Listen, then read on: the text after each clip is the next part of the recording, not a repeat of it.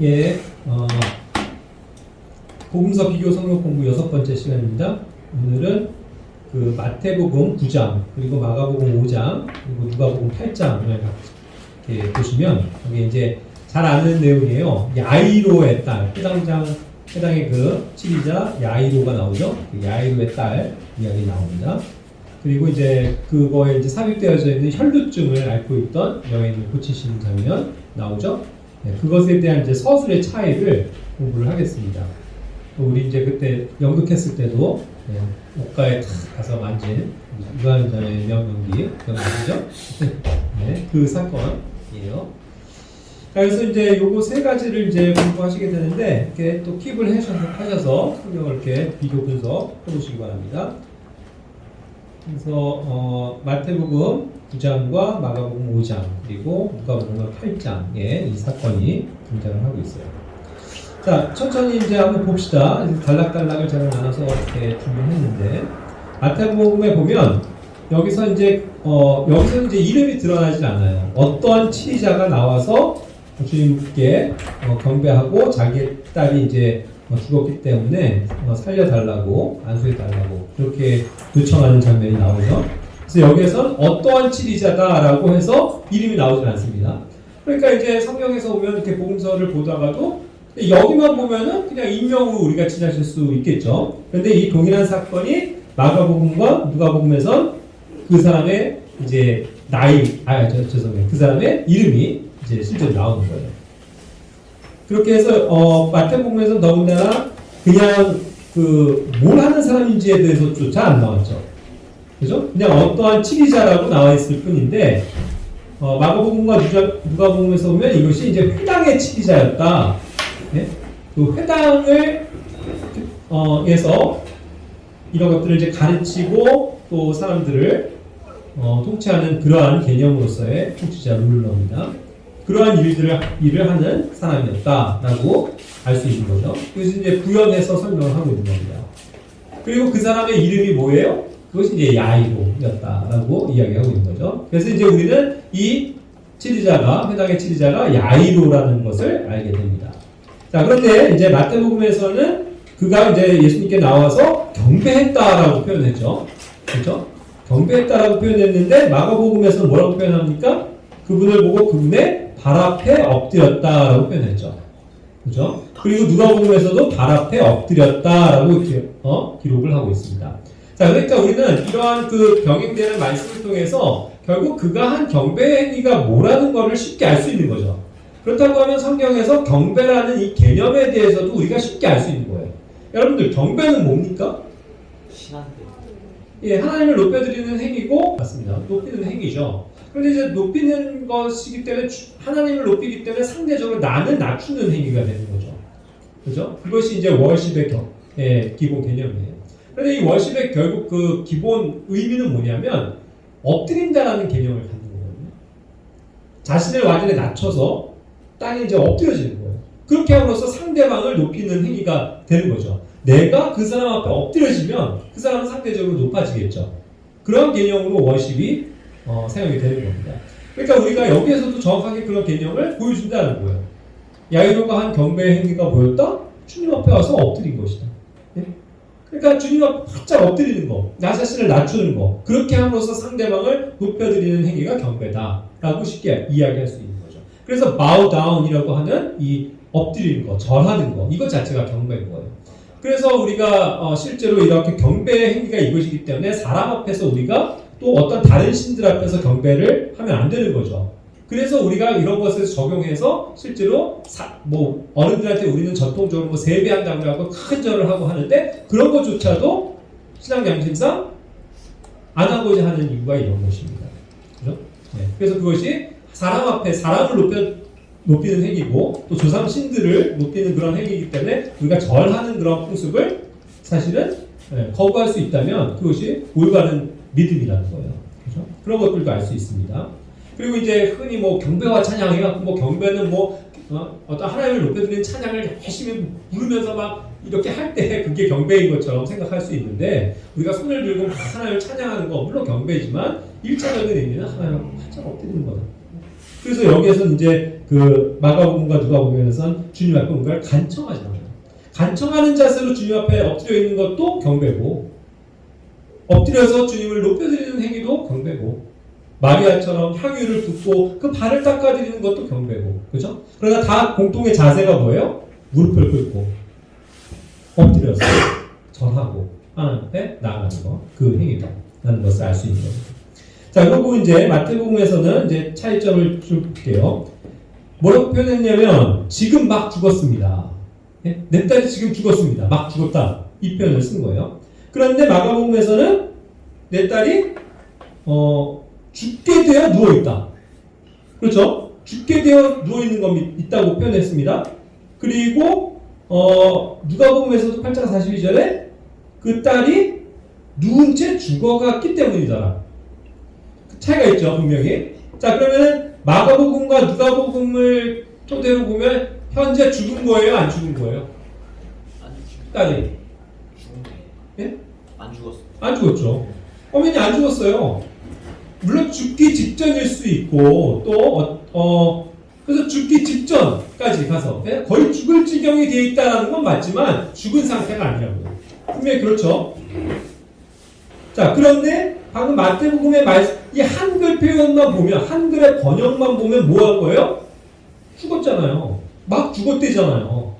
막 죽어서 아이고 그냥 내 딸이 죽었네 해가지고 다급한 마음에 예수님을 찾아왔다는 얘기가 되는 거죠. 그렇죠? 자, 집중합시다. 이게 무슨 말인가? 한국말이에요, 한국말. 쉬워요. 내 딸이 지금 막 죽었습니다. 이 표현은 죽었다는 거잖아요. 다른 거 없잖아요. 근데 나머지 두 성경은 죽은 상태가 아니라고요. 죽어간다라는 걸 표현한 거죠. 그럼 뭐가 맞냐는 거예요. 죽어간다.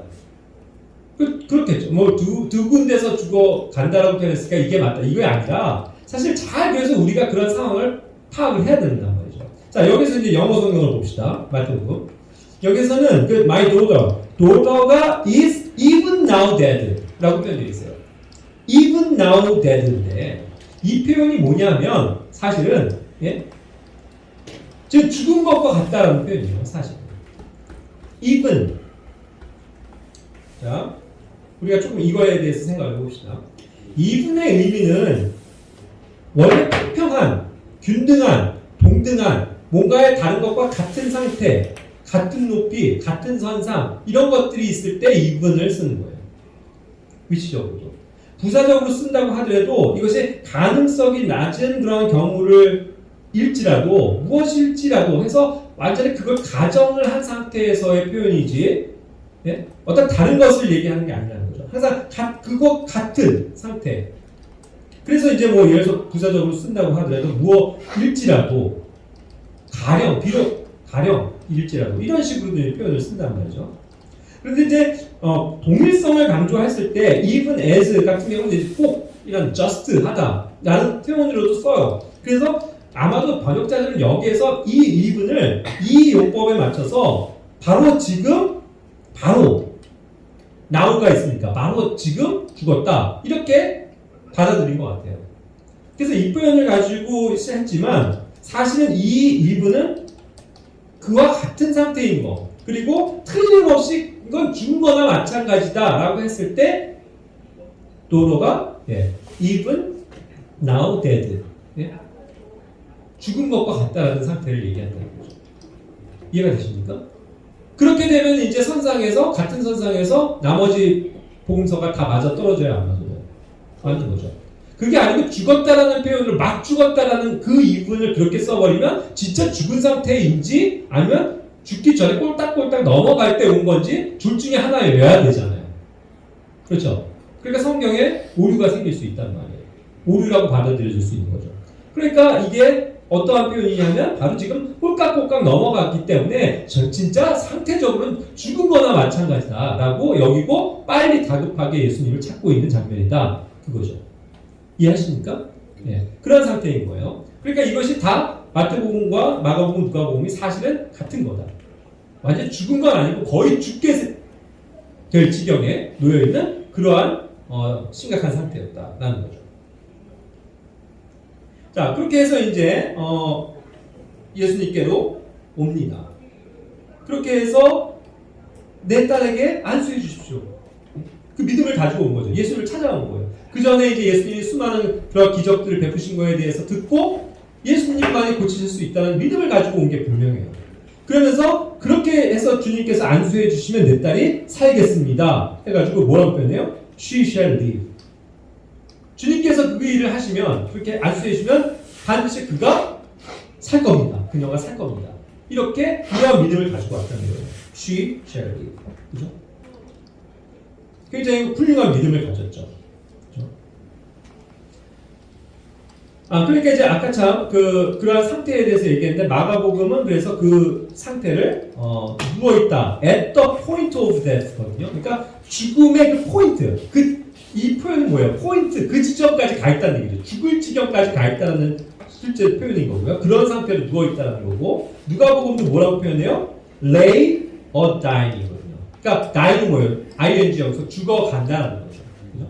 죽어가는 상태로 누워있다라는 걸 얘기하는 거예요. 그러니까 죽은 상태는 아니었다. 현재로서 그렇다는 말이에요. 그래서 다급하게 주님을 찾아온 거예요. 근데 어쨌든 이 사람의 믿음이 대단한 건 그녀가 살 것입니다. She shall live. 네? 정말 어떤 하나님에 대한 절대적인 신뢰가 있는 사람이죠. 주님에 대한 신뢰가. 예수님도 이런 사실 실제적인 표현들이 있잖아요. 너희가 그것을 따먹지 말라. 우리가 창세기 공부하잖아. 네? 너희가 따먹으면 반드시 surely die. 결국 뭐예요? You shall die예요. 너가 죽는다. 반드시 죽는다. 그거잖아요. 그래서 이것은 반드시 죽는다는 표현이거든요. 근데 그것을 뒤집어서 반드시 삽니다. 반드시 살 수 있습니다. 라는 그러한 믿음을 가지고 왔으니 얼마나 훌륭한 겁니까? 그래서 그러한 말씀과도 이렇게 대비를 해볼 수가 있겠죠. 말하자면 she shall live 아니면 말하자면 he shall die 해가지고 그 대조적인 표현이에요. 요한복음 8장 24절에서도 하나님은 말씀하세요. 이게 하나님의 말씀의 진리라고요. 너희가 너희 죄들 가운데서 죽는다. 그죠? he shall die. 너는 죽는다. 얼마나 분명한 성경의 진리입니까? 그리고 로마서 8장 13절은 오히려 또 he shall die도 얘기했지만 거기 보면 he shall live. 성령을 통해서 몸의 행실을 죽이면 너네가 살 것이다. 성령을 따르면 살 것이다. 육신을 따르면 죽을 것이다. 그죠? 이런 분명한 표현들을 성경은 쓰고 있다는 거죠. 자, 그렇다고 보면 어쨌든 이 회당장 야이로가 주님께서 그것을 살리실 것이라는 어떤 믿음을 가지고 왔다는 것은 정말 훌륭한 어떤 믿음을 가진 거죠. 더군다나 그 당시 그 회당장이라고 하면 그 유대인의 정통 유대인으로서 예수님을 거부하던 그러한 종교주자들 사이에 휩싸여 있잖아요. 그런 가운데서도 믿음을 발휘를 하는 거죠. 자, 그래서 이제 그런 표현들을 보셨고, 자, 이제 그 다음에 사건으로 가봅시다. 그렇게 해서 이제 예수님이 이제 그런 요청에 따라서 가시게 된 거예요.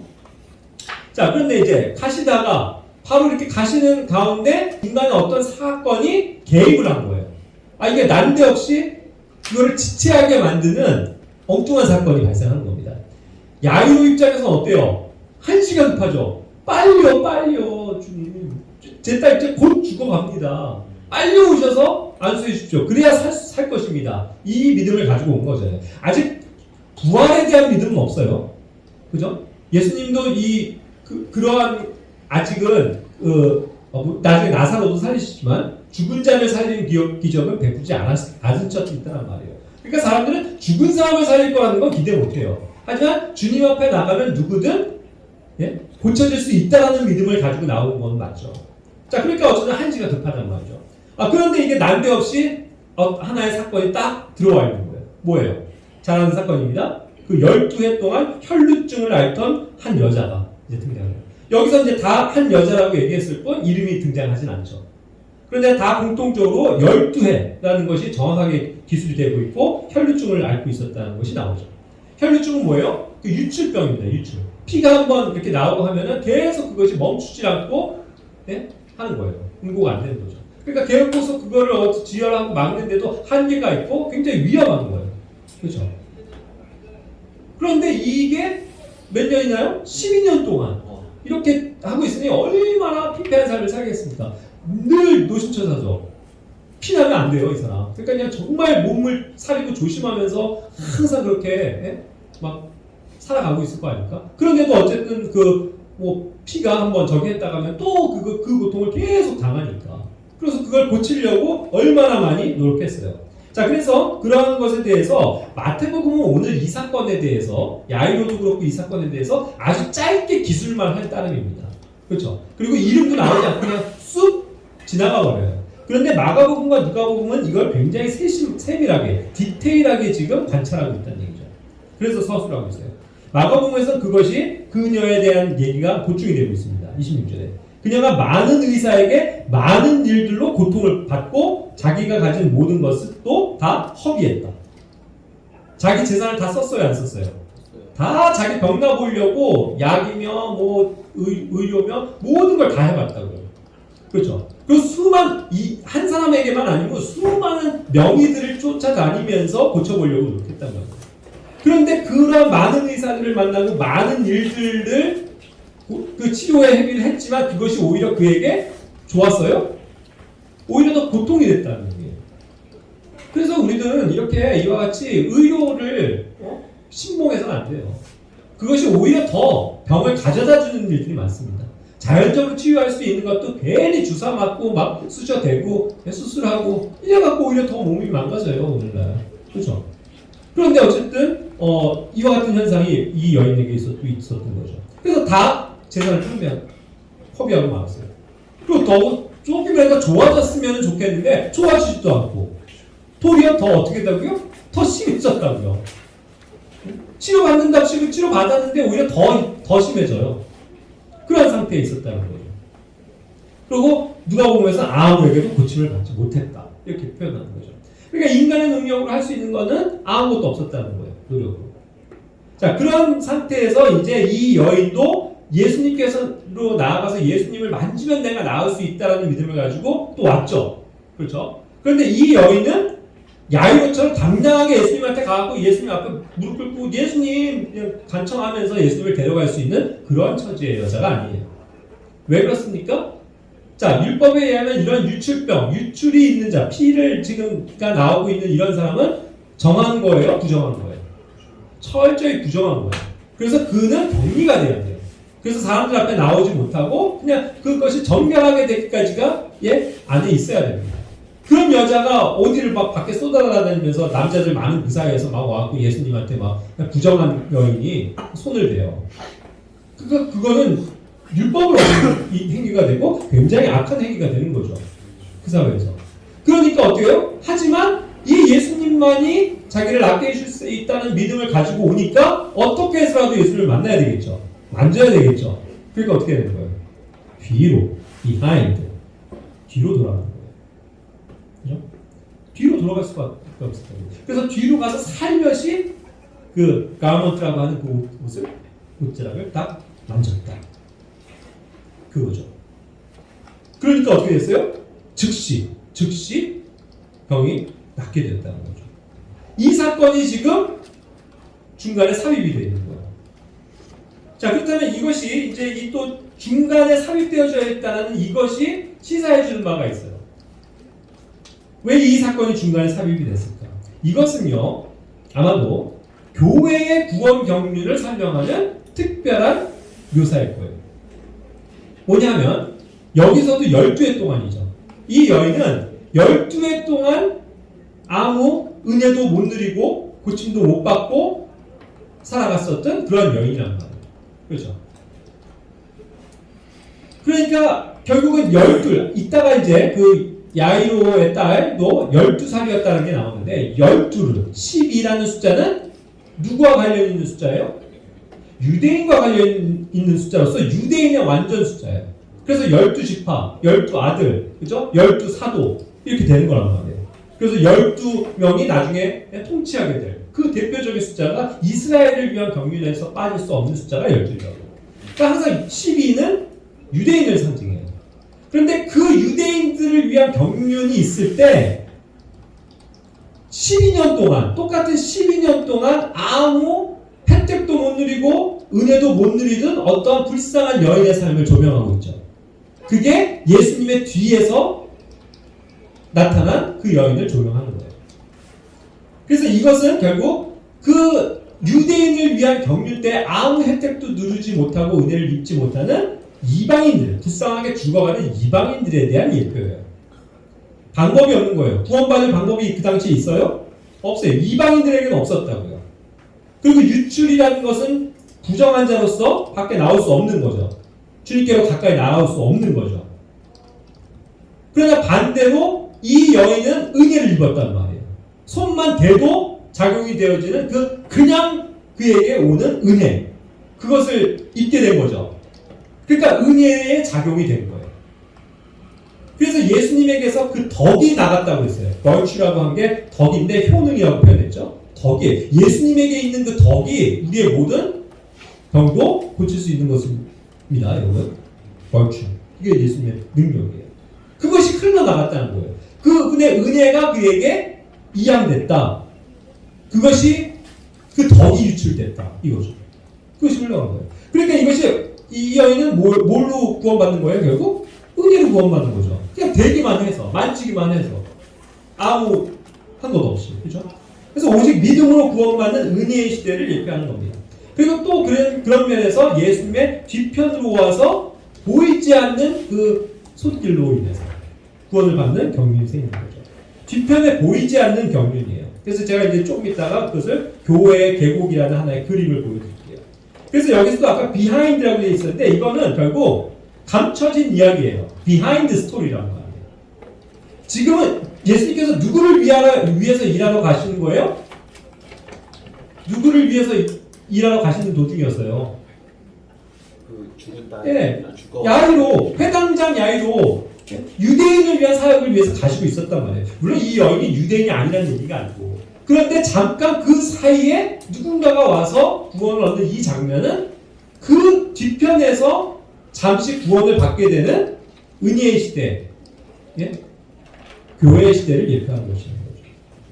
이해가 되십니까? 네. 그래서 유대인을 위한 그 책은 마태복음이죠. 마태복음은 이 내용을 그냥 짧게 아까처럼 훑고 요약해서 지나가는 반면 이방인을 위한 경륜의 책이라고 얘기할 수 있는 마가복음이나 누가복음에서는 그것이 아주 세부적으로 기술되고 있다. 그래서 이것이 숨은 이야기가 드러나고 있다는 거죠.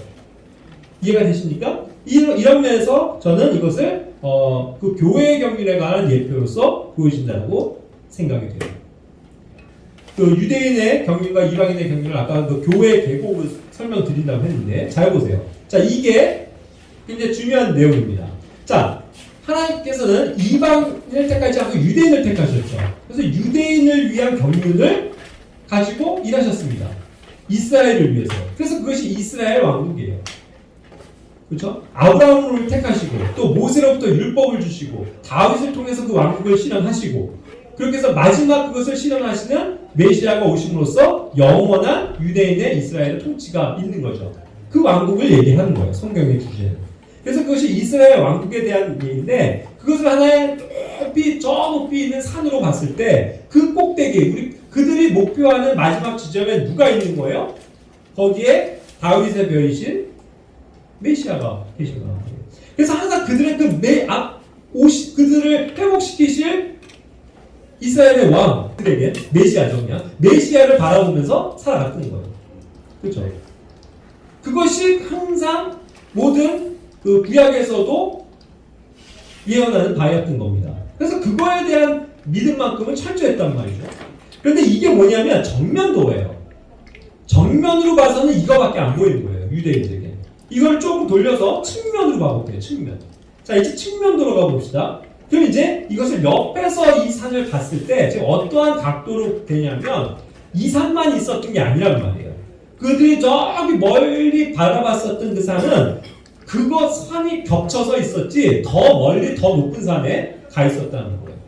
그러니까 여기에 있었던 그 별이 사실은 더 나중에 오게 되는 별이었던 거예요. 메시아가. 그래서 그들은 더 멀리 바라봤어야 되는 거예요. 근데 그들은 몰랐죠. 이스라엘 사람들은 몰랐단 말이에요. 이 산이 두 개로 겹쳐져 있다는 걸 몰랐던 거예요. 그래서 이 두 개의 산이 있는데, 그러니까 여기에 이제 어떠한 그 상태가 생기냐면, 이것이 이제 앞에 있는 산이 초림이고 뒤에 있는 산이 재림이 되는 거예요. 그러니까 그들은 알 수가 없는 게 유대인들은 그 정통하는 유대인들은 초림이 있고 재림이 있는 것 자체를 몰라요. 그저 하나로 통합되어 있다고요. 메시아가 오신다. 그런데 이 메시아를 그렇게 기다렸을 때 초림으로서 메시아가 오셨죠. 그때 믿음으로 받아들인 사람들은 다 구원받고 주님에게로 돌아오는 거죠. 메시아를 만난 거죠. 그래서 실제로 그 왕국이 실현될 수 있었던 거죠. 그런데 대다수의 유대인들은 어때요? 그걸 모르고 거부했잖아요. 이게 무슨 메시아야 하면서 못 박아 죽였단 말이에요. 그러니까 그 메시아가 잠시 승천하셔서 이제 바로 오셔야 되는 거가 원래 이 스케줄인데 스케줄이 멀리 옮겨진 거죠. 그래서 한참 있다 오시게 되는 거예요. 그래서 어떻게 되는 거예요? 재림이 오는 거예요. 그러니까 이게 재림으로 가버린 거죠. 그러니까 이제 이 초림을 경험한 믿음의 유대인들, 베드로 이하 그런 믿음의 유대인들은 앞으로 예수님이 다시 오신다라는 것으로 초점이 맞춰진 거죠. 신약교회는. 그렇죠? 그리고 우리도 지금 신약교회 사람들은 예수님의 오심이 그렇기 때문에 초림과 재림으로 나눠지고 있다는 사실을 알게 된 거죠. 우리는 그것이 선명하죠. 그러나 그들 유대인들에게는 이것이 보이지 않는 사건이었단 말이에요. 그러니까 여기 어떻게 돼요? 그 산 사이에는 여기 지금 보시는 것처럼 계곡이 있는 거예요. 예? 이 사이에 교회가 있단 말이에요. 이게 가운데 있는 이게 뭐예요? 교회 시대예요. 교회의 계곡이 놓여져 있단 말이에요. 근데 그들이 여기서 봤을 땐 산은 그저 하나밖에 안 보였다는 말이에요. 이해가 되세요? 그리고 초림을 경험한 유대인들은 이제 재림이 있구나를 알게 된 거죠. 그리고 그 재림까지에는 이제 유대인들에 대한 경륜이 끝나고 주님이 이방인들을 맞아주시는 이방인의 때 교회 시대가 온다는 걸 알게 된 거죠. 그때부터는. 그죠? 그걸 가르쳐 주시는 게 지금 이 사건이란 말이에요. 그러니까 지금 재림을 향해서 가고 있을 때 유대인의 경륜이 회복되는 게 재림인데 그것이 누구가 이제 예표가 되는 거예요? 야이로의 딸이란 말이에요. 그 12살 먹은 그 유대인. 그를 살리기 위해서 예수님은 가시는 거예요. 그런데 그거를 살리러 가는 도중에 느닷없이 끼어드는 하나의 존재가 있었으니 그것이 뭐예요? 교회라는 존재라는 거예요. 12년째 그 동일한 유대인들의 경륜 때는 은혜 받지 못하던 그 이방인들, 그들이 구원받는, 그래서 12년째 고통받고 있는 이 혈루증 여인이 그것을 예표한다 이거예요. 이해가 되셨어요? 분명히 지금 이해하고 가셔야 돼요. 이게 세대적인 경륜에 있어서도 굉장히 중요한 사건입니다. 그래서 더군다나 이 사건에 그것이 스며들어 있다. 그죠? 그것을 우리가 이제 발견하는 겁니다. 자, 그렇게 해서 이제 몸 낫게 하시는데, 자 여기서도 즉시라는 표현을 봅시다. 그죠? 그리고 이제 아까 순서대로 봅시다. 가먼트라고 한 그 옷을 그렇게 해서 보게 되는데 예수님의 옷에 사실 능력이 있었던 거잖아요. 옷마저도, 예수님이 걸치고 있는 옷마저도, 그의 그림자마저도 능력이 있었던 거잖아요. 그의 침마저도, 그죠? 침. 그의 그냥 음성만으로도 다 낫게 하시잖아요. 그게 하나님의 능력이라고 합니다. 그러니까 이 옷도 굉장히 능력이 있었던 거잖아요. 그런데 이 가먼트라고 하는 걸 보면 나중에 또 보면 여러 군데 등장하는데 그거 아시죠? 예수님을 잡았었던 그 로마 군인들, 걔네들이 나중에 뭐 했어요? 그 옷을 가위바위보 해갖고 제비 뽑았잖아요. 가위바위보는 알지라도 제비 뽑아서 막 나눠가지고 줬다고요. 자, 그게 왜 그랬을까요? 그만큼 예수님의 죄수의 옷인데 뭐 그걸 가지려고 노력을 해요. 근데 그게 그 당시에 그만큼 퍼졌을 거라는 거죠. 예수님의 옷자락만 만져도 다 낫더라. 이런 소문들이 타다 하니까 그러한 소식을 듣고 로마 군인도 나도 이거 가져야 돼. 내가 가져야 되겠다. 이런 생각이 들었을 수도 있고, 그런 걸 아는 주변의 유대인들이 와서 그 군인한테 네가 좀 받아줘. 그럼 내가 돈 얼마 줄게. 이랬을 수도 있을 거예요. 그들이 그렇게 경쟁하듯이 내가 가져간다고 해서 제비를 뽑은 거예요. 그렇게 해서 예수님이 그것을 가져갔단 말이에요. 자, 그리고 이제 여기에서 보면은 이제 그 누가복음에서는요, 희한한 단어가 나오는데 그 유출에 대한 것을 얘기하면서 스턴치라는 단어를 사용했더라고요. 근데 이 스턴치라는 단어를 보면 이게 피를 멈추게 한다는 뜻을 가진 단어예요. 그래서 지혈을 한다라고 했을 때도 스턴치예요. 자, 그럼 그런 표현은 지금 어디에 있다고요? 누가복음에 나옵니다. 누가는 뭐다? 의사. 의사다. 그죠? 이 관점이 굉장히 세밀하잖아요. 누가는 그런 것도 놓치지 않는 거예요. 여러 가지 표현이 있을 수 있죠. 그렇게 해서 어떻게 됐어요? 그 마가복음에서는 그냥 피의 근원이 말랐다. 뭐 이렇게 표현했지만 이 사람은 전문적인 용어로 피가 지혈이 됐다. 멈춰지게 됐다. 이거를 표현한 거잖아요. 그렇게 해서 멎었다는 것도 얘기하고 있고. 그 다음에 이것이 손을 딱 댄 순간 그 즉시 1초도 주저함 없이 그 즉시 빠져나갔다는 거예요. 뭐가요? 예수님의 덕이, 걸추가. 그러니까 예수님의 그 덕은 즉시로 그에게 흘러갔으니까. 결국 이게 또 시사하는 건가 볼까요? 우리가 믿는 순간 주여 제가 예수 그리스도를 당신을 나의 구주로 믿고 모셔드립니다. 예수님의 이름으로 기도합니다. 아멘 하면 어떻게 된 거예요? 즉시로 내가 구원받는 거죠. 놀랍죠? 즉시로. 어떤 주저함이 없어요. 시차가 필요 없다고요. 즉시예요, 즉시. 그거를 강조하는 표현이 immediately라는 단어, 또 straightway. straightway는 특히 이제 더 직방이라는 말이에요. 직방. 아주 그냥 바로 직방으로 끝나버립니다. 이 구원의 문제. 그죠? 그런 것들을 이제 설명하고 있다는 것이 이제 놀라운 것 같아요. 자, 그러자 이제 그 다음에는 좀 그 마태복음에 나오지 않지만 마가복음과 누가복음에서 계속 구현하는 겁니다. 그렇게 하자마자 예수님은 아셨던 거예요. 즉시 그 효능, 덕이 자기에게서 나간 줄 아셨다는 거예요. 그걸 인지하셨다는 거죠. 그랬을 때 그것이 누가복음에서 나오는 것처럼 perceive라는 단어를 사용하고 있는데 뭐예요? 이게 인지하는, 감지가 된다는 거예요. 감지. 자, 이게요. 예수님의 덕하면 추상명사예요? 아니에요? 덕은. 추상명사잖아요. 추상적인 개념이라고요. 덕이라고 하는 게. 뭐 보여주고 만져져요? 그렇죠. 그런데 이게 나에게서 덕이 나갔다라는 게 인지가 된다는 거. 느껴진다는 거죠, 이게. 탁 했는데 뭐가 탁 되니까 뭔가 빠져나가는 거예요. 그리고 그 연기 느꼈겠죠. 하면서 즉시 나왔어. 와, 신기하죠. 이게 막 뭔가 전율이 느껴지는 것 같아요. 뭐. 느낌, 이게 인지가 될 정도로. 그러니까 주님의 덕은 그렇다는 말이에요. 이게 느낌과 모든 거가 그냥 확, 알 수 있게 해주는 거예요. 구원도 사실, 구원이 정확하면요, 이와 같아요. 구원 받은 거야, 만 거야. 뭐 이렇게 그냥 한 게 아니고, 정말 그 말씀을 딱 믿고, 듣고, 깨닫고, 의지해서, 네, 제가 믿습니다. 그래서 딱 했을 때, 내가 지금 구원 받았구나를 인지할 수 있는 거. 그것이 이제 은혜의 하나의 속성인 것 같아요. 자, 그렇게 해서 이제 됐고, 여기에 보면 마가복음과 누가복음에서 이제 그렇게 해서 누구냐, 이 사실 아시죠? 누구냐, 제가 그랬습니다 하면서 제가 옷자락을 만지기만 하면 나을 것 같아서 그렇게 했습니다 했으니 이제 그 믿음을 이제 주님께서 받아주시고 온전케 됐으니까 가라 하시잖아요. 자, 그럴 때 이제 그 여자도 어떻게 했다고요? 마가복음과 누가복음에서 보면 그분 앞에 뭐 했다고요? 엎드렸다. 자, 그럼 여기서도 엎드렸다가 나와요. 그리고 아까 마태복음에서도 백업을 해줬어요. 엎드린 게 뭐다? 워십이다.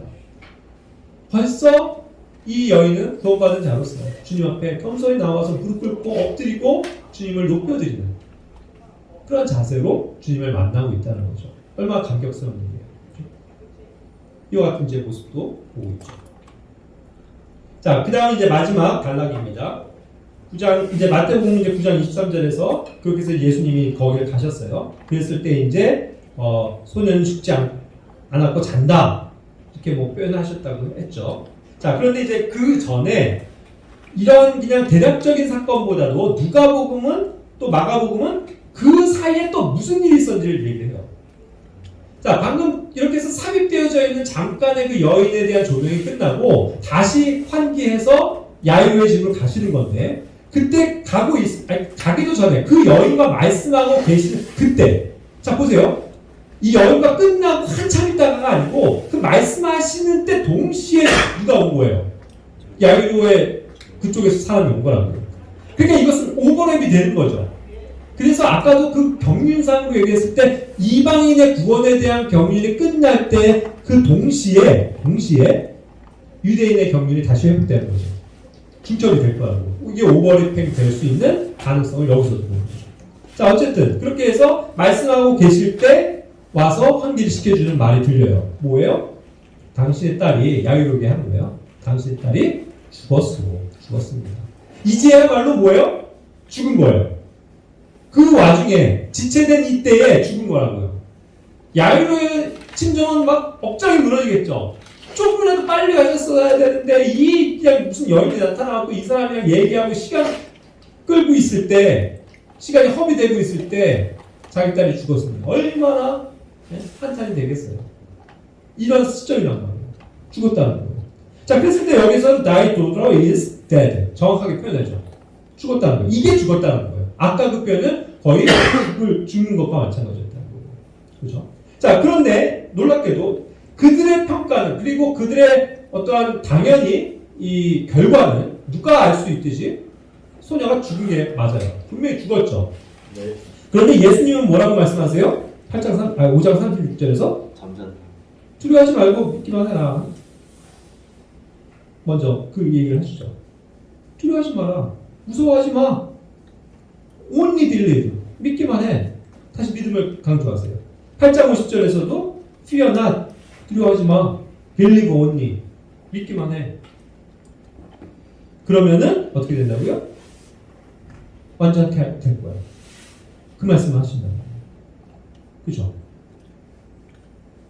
그러면서 누가복음에서 뭐라고 말씀하시는 거예요? 예수님은 거기 도착하셔서 야야 떠들지 마, 시끄럽게 하지 마, 조용히 해. 이 소녀는 죽은 게 아니다. 그들은 그녀가 죽었다고 얘기했지만 예수님은 she is not dead. 죽은 게 아니라는 거예요. 안 죽었다는 거예요. 그리고 뭐 하고요? sleep. 자는 거야. 죽은 거 아니야. 두려워하지 마. 믿기만 해. 우리의 믿음을 얘기하실 때도 이거란 말이에요. 우리는 죽음에 대해서 두려워할 필요가 없어요. 무서워할 필요가 없어요. 왜요? 우린 죽어도 죽는 게 아니에요. 뭐예요? 사는 거예요. 그리고 다시 살리실 거란 말이에요. 그러니까 우리는 영원토록 죽는 법이 없어요. 우리는 죽는 게 아니라니까요. 그와 같은 믿음을 얘기하시는 거죠. 그렇죠? 그런데 거기 누가복음 8장 53절에서 사람들은 여전히 뭐라고 얘기합니까? 아니다. She was dead. 죽었다. 그죠? 이미 이건 과거로 완전히 죽은 것에 대해서 얘기하고 있잖아요. 그러니까 사람들의 평가는 죽었다라고 하지만 예수님이 지금 아니다, 죽은 게 아니다라고 하면 죽은 게 아닌 거예요. 우리가 그거를 믿음을 가져야 되는 거죠. 예? Only believe. 믿어라. 두려워하지 마. 참 주님은 능력의 주님이십니다. 그죠? 우리가 그분을 믿고 신뢰해야 돼요. 자, 그리고 이제 여기에 이렇게 가서 막 떠들고 있는 거를 어두라는 표현을 썼더라고요. 이게 그냥 소돔을 말하고 야단 법석이 되는 거예요. 막 조금 전에 죽었으니만 얼마나 소란스럽고 아이고 뭐 통곡하고 막 떠들고 노래하고 막 난리가 났겠습니까? 그런 상태를 얘기하는 거예요. 그렇죠? 그러나 주님은 시끄럽게 떠들지 말아요. 자, 그래서 이 소녀에 대한 그 표현을 다시 한번 정리해 봅시다. 아까서부터. She is even now dead. 죽은 것과 마찬가지다. She lay a dying. 죽은 상태로 누워있다. 죽은 것처럼 누워있다. She is dead. 결국 그녀가 죽었다. 그리고 여기서 본 것처럼 she was dead. 죽어도 이제 한 시간이 지난 과거로서 죽었다. 죽어 있다. 현재는. 그런데 예수님의 평가는 she is not dead. 죽은 거 아니다. 자는 거다. 그런데 이 모든 것을 가능케 하는 것이 뭐라고요? believe라고 그랬죠. 그 believe가 애초에 야이로에게 있었다는 거죠. 당신이 와서 안수만 하시면 내 딸이 살 것입니다. 그죠? She shall live. 그녀가 살 겁니다. 이 믿음이 있으면 실제로 예수님이 말씀하시는 그 능력이 우리에게 일어나는 겁니다, 여러분. 그죠? 우리의 모든 삶에서 삶과 죽음의 문제 모든 것이 주님 안에 믿음을 둘 때 이와 같은 축복을 누릴 수 있다. 자, 그렇게 해서 이제 마태복음에 없는 마가복음과 누가복음에서 어떻게 고치시는지 마지막 나오고 있어요. 예수님이 들어가셨죠. 다른 사람들 다 못 오게 하고 베드로와 요한과 야고보 그리고 그 부모만 들어가게 하고 이제 합니다. 소녀의 손을 잡았어요. 그리고 그녀에게 일으키셨죠. 뭐라고 말씀하세요? 달리다고. 우리 수칙으로 이렇게 얘기했지만 탈리타 쿠미 일어나라 뭐예요? 탈리타 쿠미. 이게 번역을 하면 무슨 뜻이라고요? 소녀야 일어나라 이 뜻이에요. 소녀야 일어나라. 탈리타 쿠미. arise 하는 거죠. 근데 이런 것들을 NIV 같은 경우는요, 방금도 했지만 get up, get up. get up은 뭐예요? 잠자고 있을 때 야 깨 이거잖아요. 그죠? 근데 arise라고요. 실제로 죽어있는데 살리시는 거잖아요, 주님은. 그죠? 그런 능력으로 지금 말씀하시는 거란 말이에요. 소녀야 일어나. 그러니까 또 역시 어때요? 즉시. 일어나라 하니까 일어나는 즉시. 실제로 일어나게 되잖아요. 놀랍죠? 그러니까 사람들이 얼마나 놀라요. 다시 한번 이제 정리하는 것은 뭐냐면, 이렇게 해서 이제 그 죽었던 소녀를 살리시는데, 이 소녀의 나이가 12살이었다. 이걸 얘기한 거죠. 그런데 그냥 단순히 12살이었다라는 표현은 NIV 같은 그런 표현들이지, 여기서 for가 붙어 있어요. for. 왜냐하면 그녀가 12살이었다라고 또 돼 있거든요. 12살이 굉장히 강조되는 하나의 것이 나오는 거죠.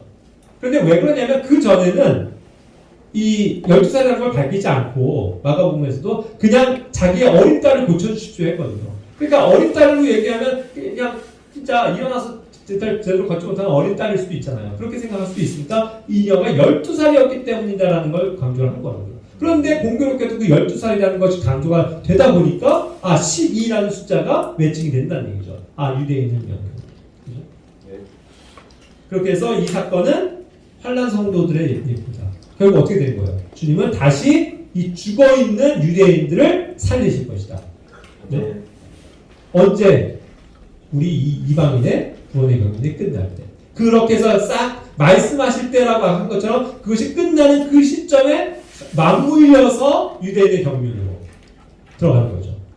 그러나 그들에겐 환난이 있어요. 7년 환난을 겪고 영원토록 이제 구원에 들어가게끔 하시는 거죠.